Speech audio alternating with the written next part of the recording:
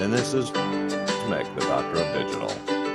And welcome to Sex 101. Sex 101 is created to empower our sexes and relationships. Another week, another great episode. Prime time to pray, OnlyFans Reality TV, and the commodification of 18-year-old sex. Oh, this essay and episode constitutes a comprehensive dialogue exploring the industrialization of intimacy as detailed in the lawsuit Alpha article, Prime Time to Pray. Here I juxtapose the modern algorithmic exploitation of youth with the architectural wisdom of early Christian ethics, classical philosophy, and the soulful resonance of 20th century music. Indeed, so Mr. Mick, we are standing on the precipice where the every definition of a relationship is being rewritten by software. The lawsuit of Alpha Report Prime Time to Pray presents a chilling landscape. 18-year-old being told their youth and innocence are merely liquid asset to be or traded on OnlyFans. In a world where intimacy is being industrialized and algorithmic grooming is a technical reality, how do we find a foundation for love that is not purely transactional? It's a heavy starting point. When we read about 19-year-olds being coached that their age is a massive advantage for a spicy career, we are seeing the logical conclusion of a culture that has replaced the imago Dei, the image of God, with the imago algorithm. We have transitioned from seeing a person as a soul to seeing them as a clickable commodity. But this isn't a new fight, it's an ancient struggle with a modern high-speed processor. If you look back at the first century, the world of the early church was remarkably similar to our own in its sexual volatility. Roman culture often treated bodies as disposable tools for status or pleasure. Into that chaos, the Apostle Paul wrote a revolutionary manifesto in 1 Corinthians 6. Do you not know that your bodies are temples of the Holy Spirit? You are not your own. You were bought at a price. That price is the perfect counterpart to the price of prime discussed in the article. One price confers infinite, unchangeable dignity. The other demands the liquidation of innocence for a temporary stream of male validation and income. The early Christian apologist, Athenagoras of Athens, in his plea for the Christians, argued that Christians were the only ones truly honoring the sanctity of the person against a culture that viewed the vulnerable as mere instruments of pleasure. We see this same tension in Friedrich Nietzsche. When he critiqued Christian slave morality, he loathed the marketplace of human souls. And thus spake Zarathustra. He writes, far from the marketplace and from fame dwelleth all that is great. The spicy summer series mentioned in the article is the ultimate marketplace, where the algorithm acts as the pimp and the young woman is a remote managed commodity. To find love today, we must rediscover the temple status of the person. The industrialization mentioned in the report implies an assembly line of intimacy. In the 1960s, soul music often pushed back against this dehumanization. Think of The Temptations' Just My Imagination. It speaks of a dream that is internal and precious, not something to be put up for auction. When we industrialize the gaze, we lose the ability to see the other as a subject. In conclusion, we must move from the logic of recruitment to the logic of the image of God, recognizing that the human body is a sacred space that cannot be optimized for a payout without losing its soul. Without losing, for sure, the article highlights a disturbing trend. Young women are thought to frame selling sexual content as a savvy self employment. Choice has become the ultimate defensive shield. How does a Christian perspective distinguish between the modern freedom of choice and the ancient freedom excellence within a relationship? This is the neoliberal sexual entrepreneurship the article critiques, the lie that if you choose to be a product, you are suddenly the boss. But as the report notes, this choice is often a mask for disrupted schooling, bullying histories, and limited job prospects. It is the coerced agency. It reminds me of the 1960s soul classic like Sam Cooke's Chain Gang. When he sang about physical chains, today's chains are digital and packaged as empowerment. The early church fathers, specifically St. Augustine, would argue that true freedom isn't just the ability to choose between two options, it is the liberation of the will to pursue the good.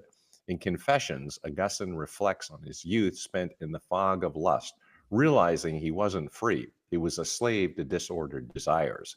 He describes himself as fettered by the iron of my own will. The 19-year-old in the lawsuit Alpha article is fettered by the iron of the algorithm, yet she is instructed to call it freedom. In a biblical sense, dating and marriage are not contracts where we negotiate the best deal for our personal brand. They are covenants. A contract protects my interest. A covenant is the act of giving myself away.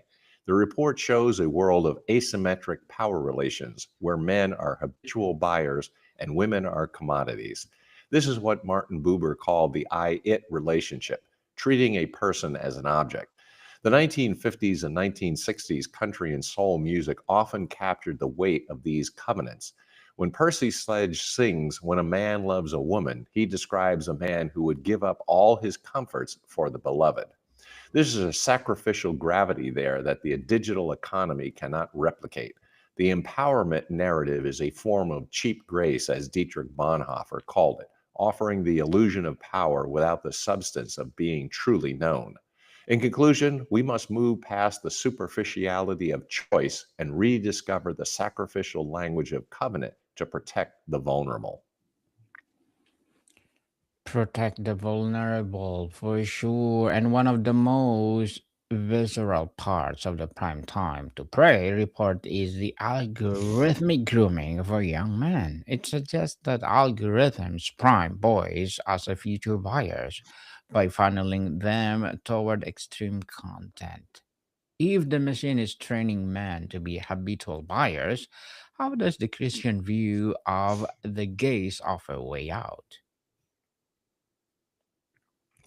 The article correctly identifies male demand for youth as the engine of this exploitation. This is where the gospel hits the hardest. In the Sermon on the Mount, Jesus says, "But I tell you that anyone who looks at a woman lustfully has already committed adultery with her in his heart." This wasn't a prudish rule, it was a revolutionary demand for men to stop treating women as objects of consumption. The algorithmic pimp is a high speed delivery system for what the 4th century desert fathers called destructive, intrusive thoughts. Evagrius Ponticus wrote extensively about how demon driven thoughts could habituate a man to vice until he lost his ability to perceive reality. The algorithm does this by recommending sexual content to teen accounts within minutes. It is training young men to have a buyer's mindset before they even understand the weight of a human heart. Look at the soul music of the 1970s. Bill Withers' Use Me captured this twisted dynamic perfectly. When he sings, "It feels this good getting used, oh, you just keep on using me," he's capturing that perverse equilibrium where both parties are locked in a cycle of utility. But the buyer in the lawsuit Alpha report is cruel to the future. He is paying for an illusion that destroys his capacity for real intimacy. The early Christian community was famous because their men were different. A letter to Diogenes says they share a common meal and a common table, but not a common bed. They refuse to participate in the marketplace of sexual exploitation. We have to tell young men that their private quirks are actually civic and moral liabilities. Plato, in the Republic, spoke of the charioteer controlling the black horse of appetite. Modern technology has given that horse a turbocharger. In conclusion, a moral shift is required to reclaim the sanctification of the gaze and refuse to see people as clickable products. Clickable for sure. The articles are fresh for youth, where a woman in her early 20s is already considered past her prime. This creates a frantic pressure to monetize youth before it expires. How does the Christian understanding of seasons of life combat this digital expiry date on human value,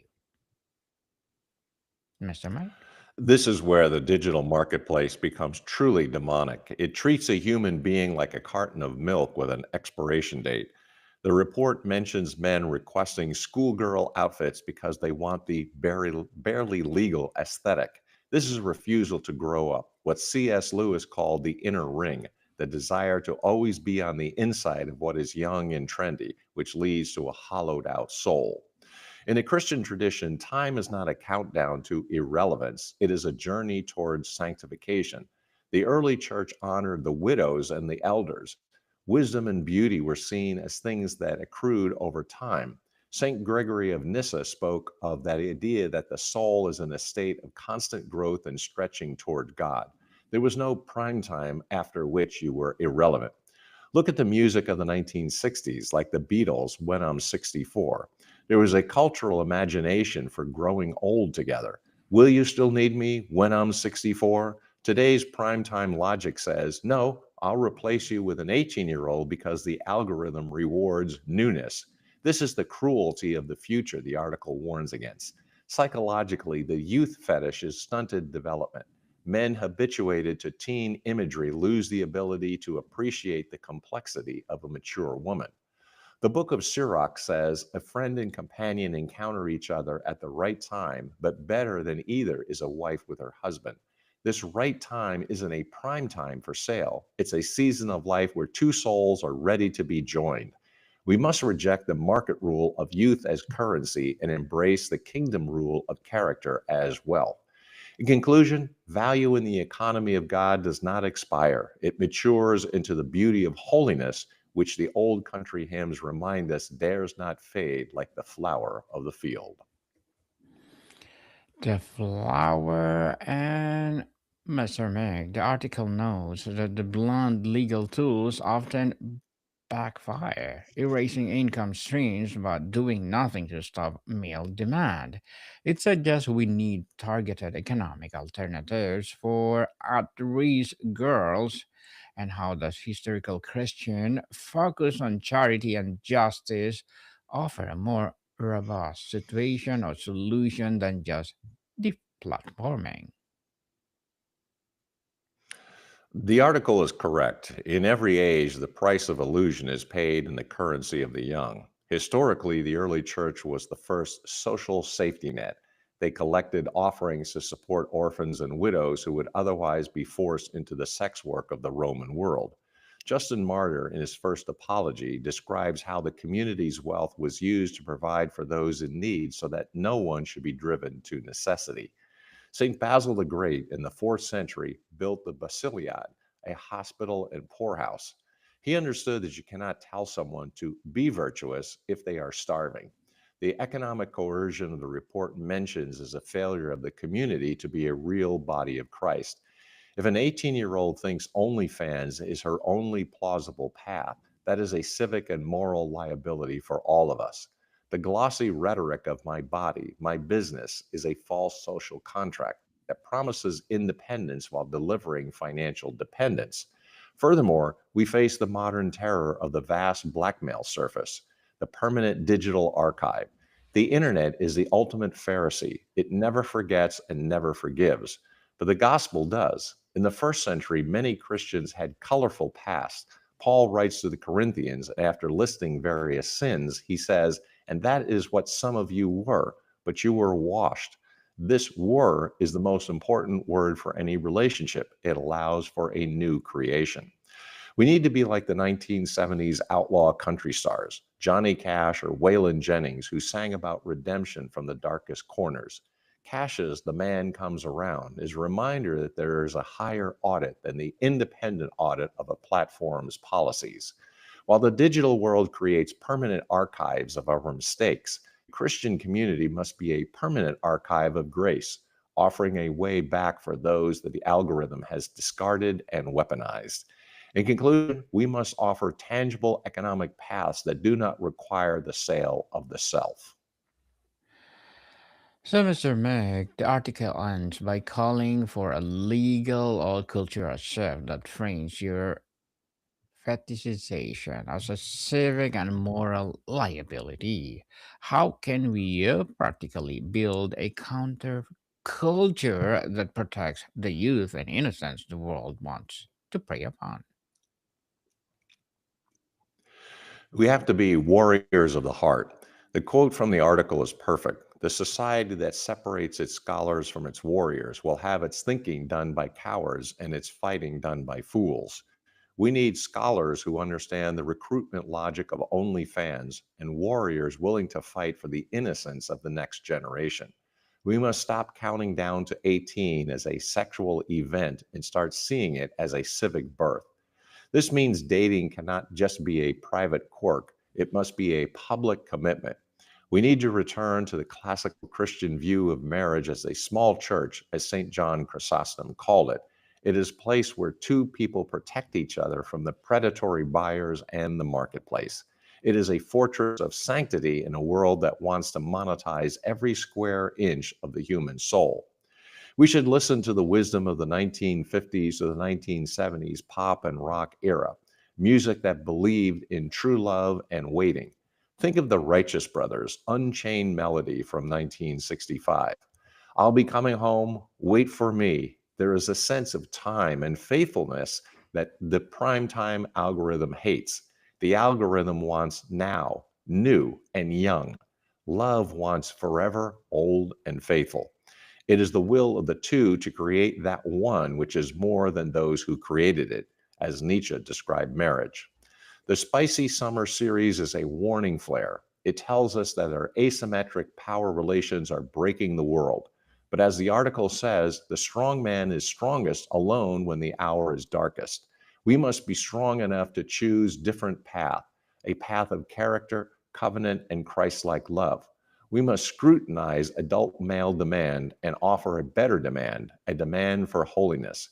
We must be warriors who refuse to be fools and scholars who refuse to be cowards. To build a future that isn't preyed upon, we must rediscover a love that is not for sale, rooted in the eternal value of the soul rather than the temporary value of the click. In conclusion, we must recognize that our value was established by the Creator, not the creator economy. Not a creator indeed. So we've spent this time dissecting the industrialization of intimacy. And looking back at the early church, it seems the price of illusion is indeed in high. If we are to move forward, how do we practically apply this architecture of intimacy in a world that is always logged in? It starts with the radical commitment to analog presence. The digital world is built on asymmetry and remote management. Real love is built on symmetry and physical presence. The early Christian writer Tertullian, in To His Wife, describes a Christian marriage as two people who pray together, prostrate themselves together. They are both together in the church of God. There is no blackmail surface because there is no total transparency and there's total mutual protection. We must also recover the concept of sacred space. In the 1950s, pop music often spoke of the chapel or of the altar. While some of that was kitsch, it pointed to a reality. Some things are set apart. When a young woman is told to lean harder into what the algorithm wants, she's being told to desecrate her own sacred space for a payout. We must teach the next generation that their private life is their greatest asset, not their public profile. We also need to address the economic coercion with real action. If the church is to be a harbor of mercy, as Cyprian of Carthage called it, it must be a place where a 19-year-old girl with disruptive schooling finds a mentor, a job, and a community that values her for her mind and her spirit. We cannot just deplatform the evil. We must replatform the good. We need to create alternative economic ecosystems that honor the dignity of work without the liquidation of the self. Finally, we need a sanctification of the male gaze. Young men need to be mentored by older men who have resisted the algorithmic pimp. They need to hear the music of the soul. The music that understands that a woman is a daughter of Zion, not a clickable commodity. They need to be warriors who protect the innocence of their sisters and future wives. This is the moral shift the lawsuit Alpha article hints at but cannot fully define.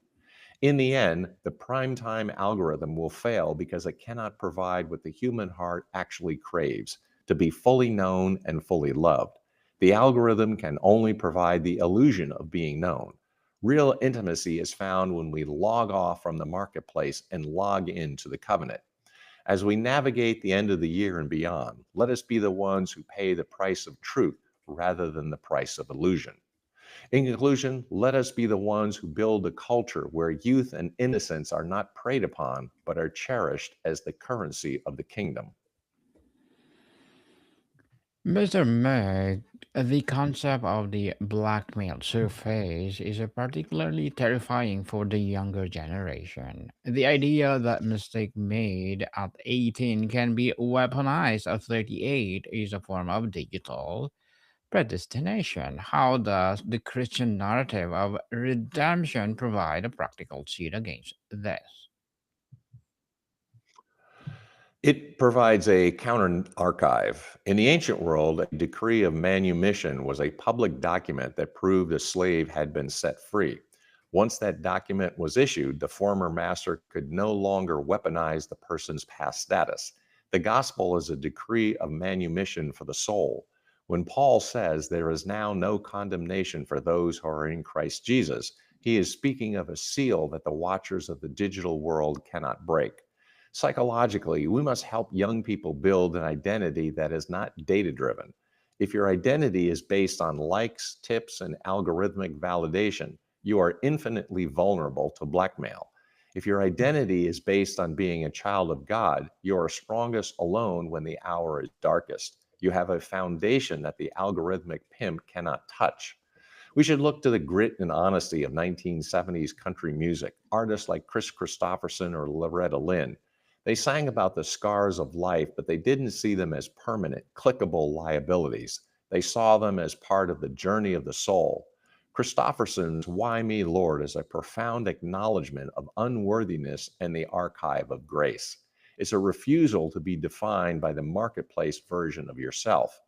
The lawsuit Alpha report mentions that explicit archives are being used by abusers and foreign intelligence. This is a high stake game. The only way to win is to refuse to play by the marketplace's rules.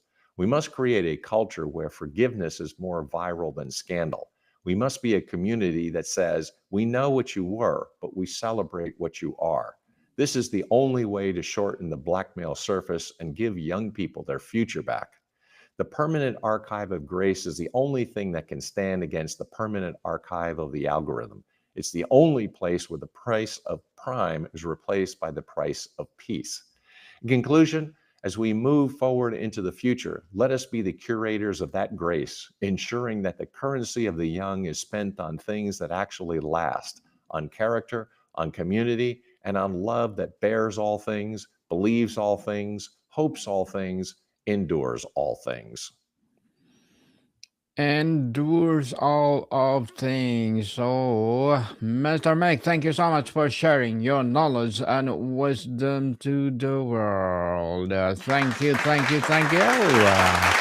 People in where entertainment, influence, and monetization collapse into a single digital stream, the rapid elevation of a newly turned 18 years old into a remarkable commodity exposes a troubling ethical fault line. So, Mr. Meg, would you like to plug in something? Sure, I appreciate the opportunity. Write the book, grow the business. Connect with me on LinkedIn. Make the Dr. Digital Smith, PhD. Also listen to the Dr. Digital podcast. And also pick up a couple of planes on Amazon. That's Burning America and On Track Being Hunter. Yes, people, let's support Mr. Meg, the Dr. Digital, and please do listen to our other podcasts, Mental Health 101, Love Letters, and Music 101, available where you listen your podcast. So, Mr. Meg, thank you so much for your time. Thank you, my friend. Until next time, a day of salt. Monica people, see you soon.